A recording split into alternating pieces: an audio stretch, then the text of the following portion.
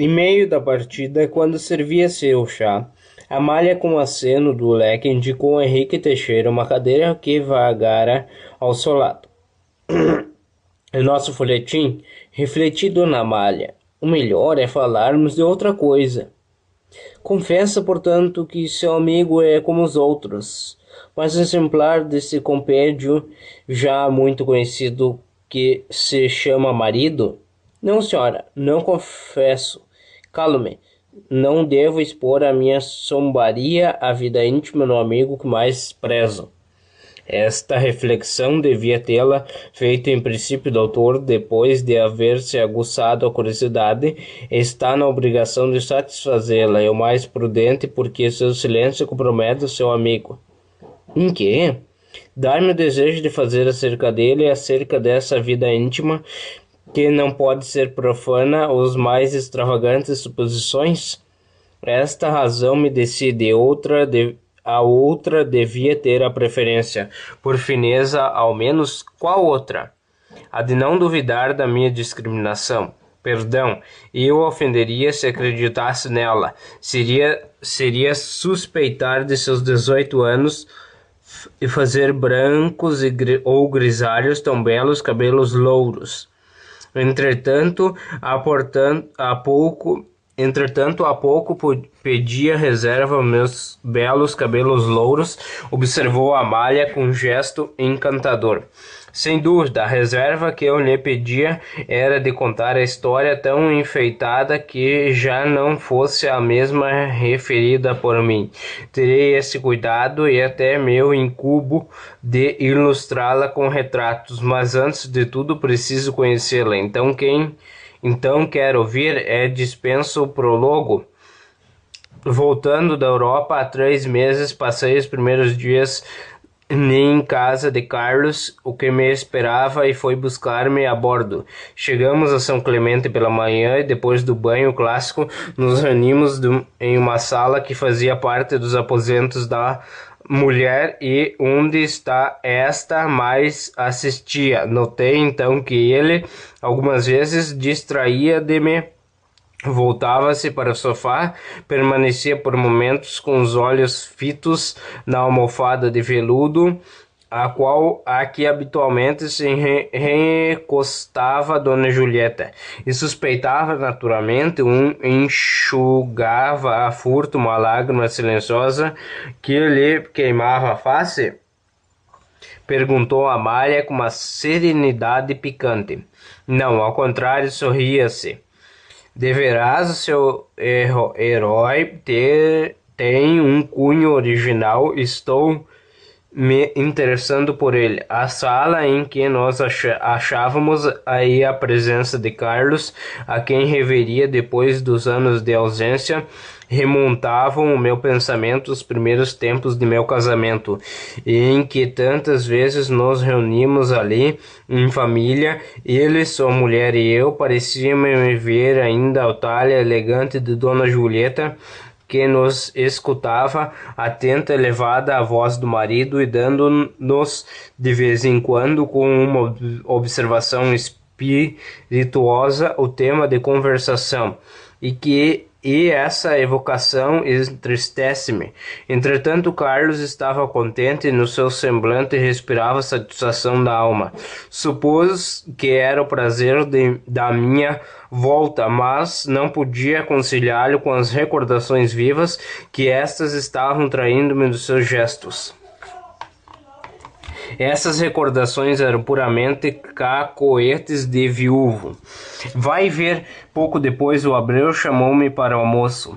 Carlos tomou o seu lugar do costume e eu sentei-me de frente e notei logo que havia um talher em frente à cadeira de honra, outrora ocupada pela dona casa. Tínhamos, pois, uma terceira senhora, talvez alguma velha parenta de Carlos. E por que não seria alguma prima moça e bonita que viesse tentar aquele modelo de constância? Aposto que adivinhei. Não adivinhamos, não, nem a senhora, nem eu. O Abreu servia-nos e eu, a convite do dono de casa, almocei com apetite de viajante. Uma coisa me causou reparo. Quando Carlos incumbia-se de trinchar depois de fazer o prato para mim, fazia outro que passava ao Abreu. Este, em vez de advertir o amo de sua distração, colocava o prato na cabeceira sobre o terceiro talher intacto. E meu amigo tirava para si nova porção. Depois, o criado mudava todos os 3 talheres. Ah, percebo um eclipse matinal da estrela. Ao jantar, reproduziram-se todas essas circunstâncias que referi. A cadeira continuou vazia, sem a menor observação do dono de casa, e o talher de estado foi ainda servido 2 ou 3 vezes. Cresceu, porém, a surpresa, quando, na ocasião de tomarmos café, Carlos continuou a conversa, proferiu o nome da mulher, mas de modo que parecia indicar a sua presença.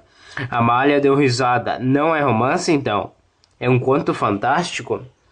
Note que o tom irônico e sarcástico de Amália ao dialogar com Henrique Teixeira. Estou referindo fatos de minha vida real.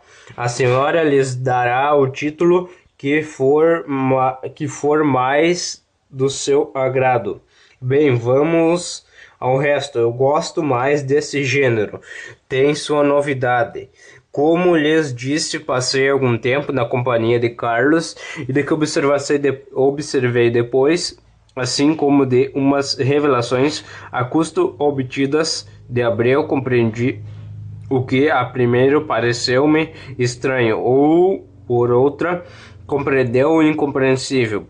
Para aquele marido, a mulher que ela amou estremecidamente ainda habita a casa que ela enchia de sua graça e sua ternura. Ele assente por perto de si, ao seu lado, nas horas em que tocavam suas mútuas expansões e nos lugares que ela preferia.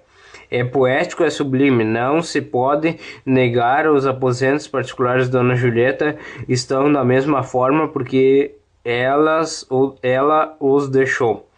Não há ali a menor mudança, os mesmos trastes, os mesmos objetos, e cada um como ela os colocará. Ninguém ali penetra, senão Carlos e Abreu. Este criado velho adorava a menina, que ele trouxe nos braços desde o dia de seu nascimento. Também, para ele, a dona da casa ainda vive e governa o interior. Temos, pois, aqui na vizinhança o hospital de doidos. Atalhou Amália, não me entendeu. Ora, seriamente, doutor, o senhor comprometeu-se a si e ao seu sexo. Obrigou-se a apresentar um modelo de fidelidade conjugal e só o pode encontrar com enfermidade. Confesse a constância de seu amigo e apenas uma mania. E o senhor não foi sincero quando há pouco pretendeu convencer ao Borges. Tão sincero como agora, Carlos não tem o menor eclipse na sua razão calma e forte. Mas como se chama essa alucinação? É uma superstição a que todos estão sujeitos, todos a quem vive pelo espírito. Não sabia senão a tem os materialistas, aqueles para quem Deus é um absurdo. A pátria e a família é uma comandita. Gente que reduz a inteligência a um pouco de fósforo é virtude, é uma convenção. Esses vivem fisicamente, são corpos que se transformam. Nós, porém, que nos remontamos à nossa origem divina, todos temos nossas ilusões, enganos. E eu não as tenho. Tem, afirmo-lhe, mas as suas abusões são risonhas e brilhantes. Chamam-se esperanças, as orações também. Quantas vezes não acreditou a senhora que Deus é o Criador do infinito, comovido por sua prece, alterará as leis do universo para enxugar-lhe uma lágrima? Ou dar-lhe um sorriso? O que é isto, senão uma superstição? Bem, diversa da que tem seu amigo.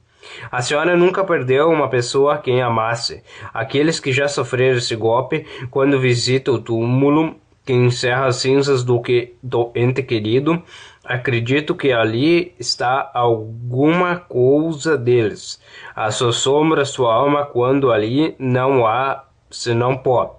E o mesmo que acontece a Carlos, com uma diferença: nós outros são os vestígios materiais e o despojo mortal que produz aquele efeito. Nele é espírito unicamente, o que ele sente, o que vê, e a alma da mulher. Chega a vela, disse Amália, cuja ironia nada perdoava.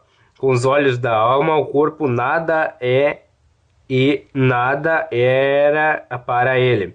Desde o momento que Dona Julieta morreu, ele a abandonou como objeto indiferente e não teve o menor desejo de vê-la. Isto observei eu. Eu, em todo caso, doutor, para fazer vontade, convenho em que seu amigo será um homem de muito juízo, mas não aqui neste mundo. No da lua, talvez. No da lua, mas não neste mundo. No da lua, talvez. Devo de dizer-lhe que, a princípio, talvez inquietou-se aquele estado. Busquei um pretexto para tocar nesse ponto delicado. Carlos compreendeu-me logo e respondeu com uma fraqueza: é verdade, há ocasiões que sinto Julieta perto de mim, em que vivo com ela como outrora. É sua alma que me acompanha, minha lembrança que a tem sempre viva e presente no meu espírito. Seja o que for, isso me consola e restitui a felicidade que perdi. Que necessidade tenho eu de investigar esse mistério, dissipar essa ilusão? Não há menor mistério e maior ilusão do que a vida, e nós vivemos sem a conhecer nem a nossa origem, nem a realidade de nossa existência. Eis as palavras que ele me disse, e com a maior simplicidade e placidez de ânimo. A razão e a ciência não teriam outra linguagem, e quer a senhora que eu a qualifique de mania essa plenitude da consciência?